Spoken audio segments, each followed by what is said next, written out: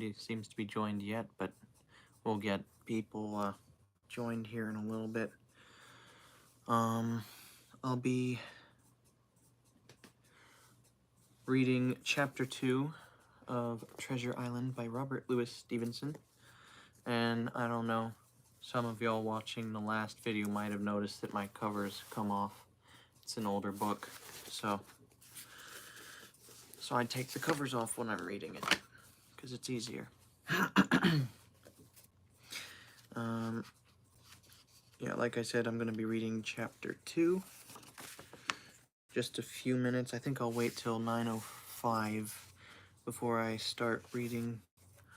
So that's another couple minutes. It's another short chapter.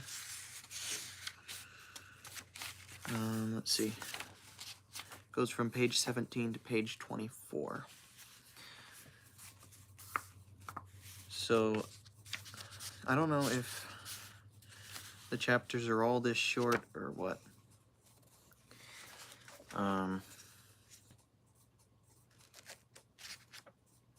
There's something else I was about to say and I forgot what it was. Oh yeah. I decided on a schedule for reading this. I'm going to be reading one chapter each video. I'm going to try to do it on Thursdays and Fridays. Not necessarily every week, but I'll try to, because I want to get this book finished at least before the end of the year. I've been reading a lot of books, and I want to see how many I can read before the end of the year. And I decided to read this one over live stream because I think that's something fun to do. Let's see. It's 9:05. One person watching. Hello. I think I'm going to go ahead and start. So it's Chapter 2, and this one's titled Black Dog Appears. I'm gonna go ahead and wet my throat.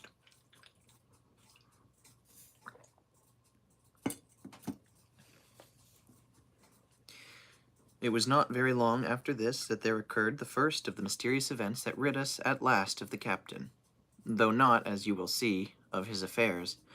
It was a bitter cold winter, with long, hard frosts and heavy gales, and it was plain from the first that my poor father was little likely to see the spring. He sank daily, and my mother and I had all the inn upon our hands, and were kept busy enough without paying much regard to our unpleasant guest. It was one January morning, very early, a pinching, frosty morning, the cove all grey with hoar frost, the ripple lapping softly on the stones, the sun still low, and only touching the hilltops and shining far to seaward. The captain had risen earlier than usual and set out down the beach, his cutlass swinging under the broad skirts of the old blue coat, his brass telescope under his arm, his hat tilted back upon his head. I remember his breath hanging like smoke in his wake as he strode off, and the last sound I heard of him as he turned the big rock was a loud snort of indignation, as though his mind was still running upon Dr. Livesey. Well, Mother was upstairs with Father, and I was laying the breakfast table against the captain's return, when the parlor door opened, and a man on whom I had never set my eyes before stepped in. He was a pale, tallowy creature, wanting 2 fingers of the left hand, and, though he wore a cutlass, he did not look much like a fighter. I had always my eye open for seafaring men with 1 leg or 2, and I remember this one puzzled me. He was not sailorly, and yet he had a smack of the sea about him too. I asked him what was for his service, and he said he would take rum.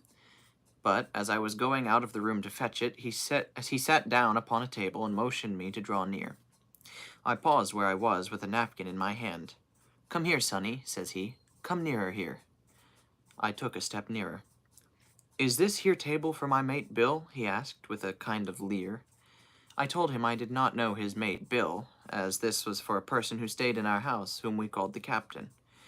"Well," said he, "my mate Bill would be called the captain, as like as not. He has a cut on one cheek, and a mighty pleasant way with him, particularly in drink, has my mate Bill." That didn't make sense for a second. We'll put it, for argument like, that your captain has a cut on one cheek, and we'll put it, if you like, that that cheek's the right one. Ah, well, I told you. Now, is my mate Bill in this here house? I told him he was out walking. Which way, sonny? Which way is he gone? And when I had pointed out the rock and told him how the captain was likely how the captain was likely to return and how soon, and answered a few other questions, "Ah," said he, "this'll be as good as drink to my mate Bill." The expression on his face as he said these words was not at all pleasant, and I had my own reasons for thinking that the stranger was mistaken, even supposing he meant what he said. But it was no affair of mine, I thought, and besides, it was difficult to know what to do. The stranger kept hanging about just inside the inn door, peering round the corner, like a cat waiting for a mouse.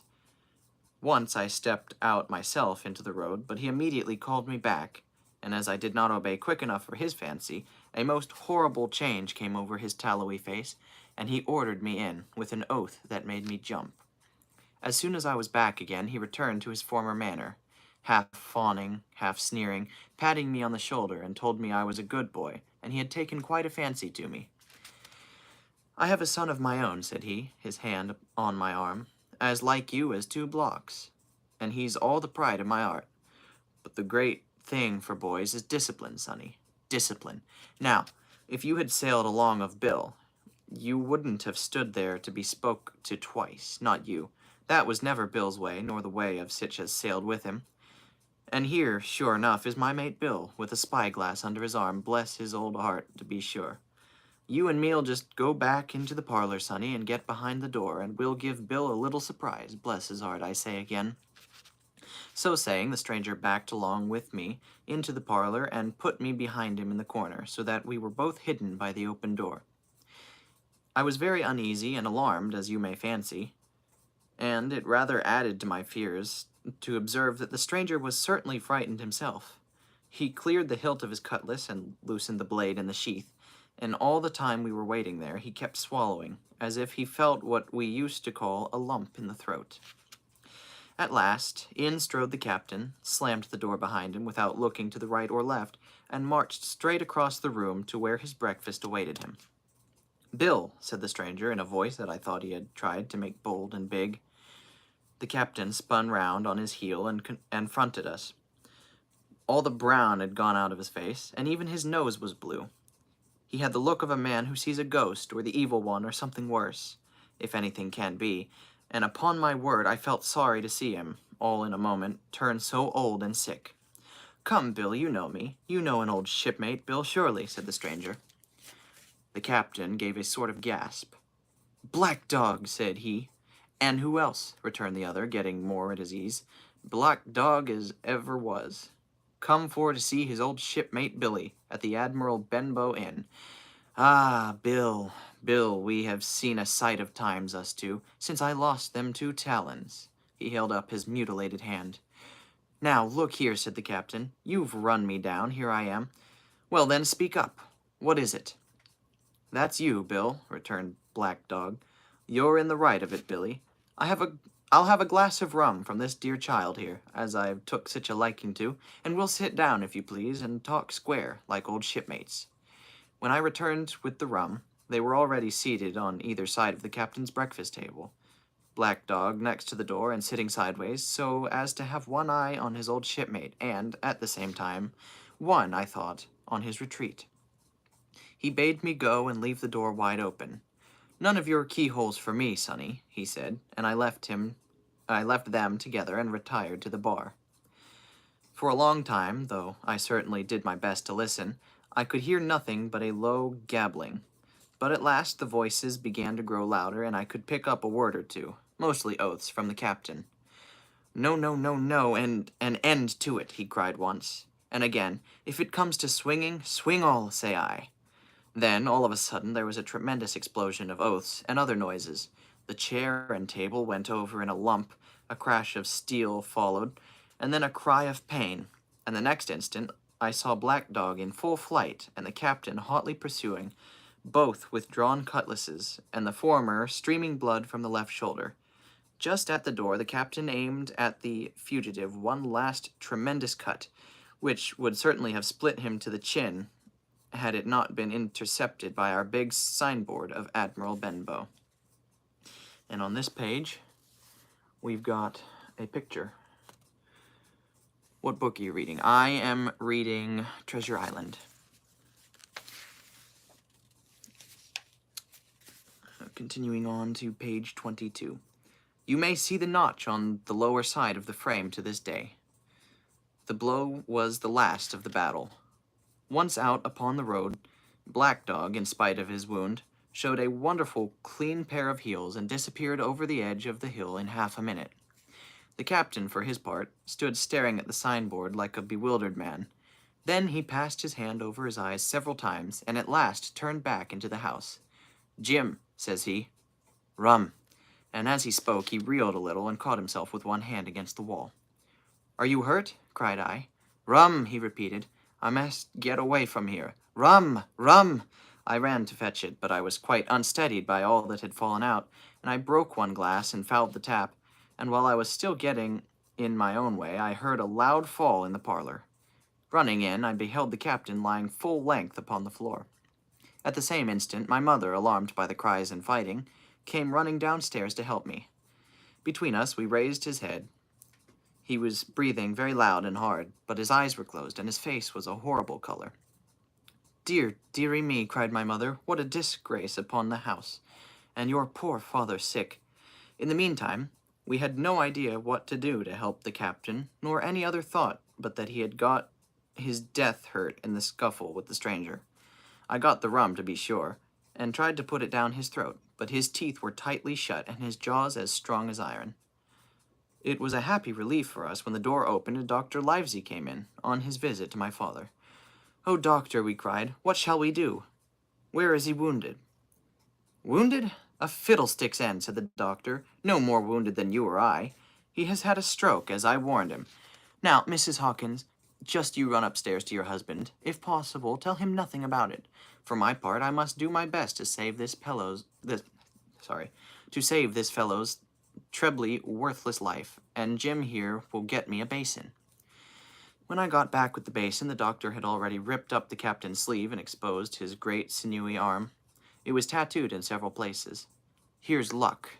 A fair wind and Billy Bones, his fancy, were very neatly and clearly executed on the forearm, and up near the shoulder there was a sketch of a gallows and a man hanging from it, done, as I thought, with great spirit. "Prophetic," said the doctor, touching the picture with his finger. "And now, Master Billy Bones, if that be your name, we'll have a look at the color of your blood." "Jim," he said, "are you afraid of blood?" "No, sir," said I. "Well then," said he, "you hold the basin," and with that he took his lancet and opened a vein. A great deal of blood was taken before the captain opened his eyes and looked mistily about him. First he recognized the doctor, with an unmistakable frown. Then his glance fell upon me, and he looked relieved. But suddenly his color changed, and he tried to raise himself, crying, "Where's Black Dog?" "There is no Black Dog here," said the doctor, "except what you have on your own back.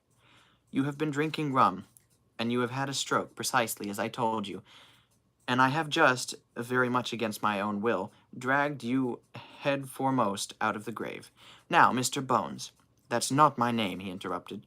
"Much I care," returned the doctor. "It's the name of a buccaneer of my acquaintance, and I call you by it for the sake of shortness. And what I have to say to you is this. One glass of rum won't kill you, but if you take one, you'll take another, and, I stake my wig, if you don't break off short, you'll die. Do you understand that? Die and go to your own place, like the man in the Bible. Come now, make an effort. I'll help you to your bed for once." Between us, with much trouble, we managed to hoist him upstairs and lay him on his bed, where his head fell back on the pillow, as if he were almost fainting. "Now, mind you," said the doctor, "I clear my conscience. The name of rum, for you, is death." And with that he went off to see my father, taking me with him by the arm.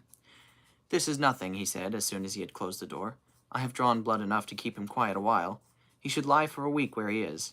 This is the best thing for him and you, but another stroke would settle him." And that is the end of chapter 2. And I think that's all I'm going to be reading for today. Like I said earlier, I do want to try to finish this book by the end of the year, but I'm not going to be, I'm not going to read every day. I'm thinking about reading a chapter on Thursdays and a chapter on Fridays. Not necessarily going to read each and every single one of those days, but I'm going to try and hopefully get it finished before the year. And as I said last episode, this is a public domain book, so I am able to read it without any problems. If it were not public domain, I would have to get permission from the copyright holder. So just a little tip of advice to you who might want to read for whatever reason on YouTube like I'm doing. Just make sure it's a public domain book or get permission from the copyright holder before you read it. So I am going to sign off for today. So thanks for joining me. Have a good night. God bless.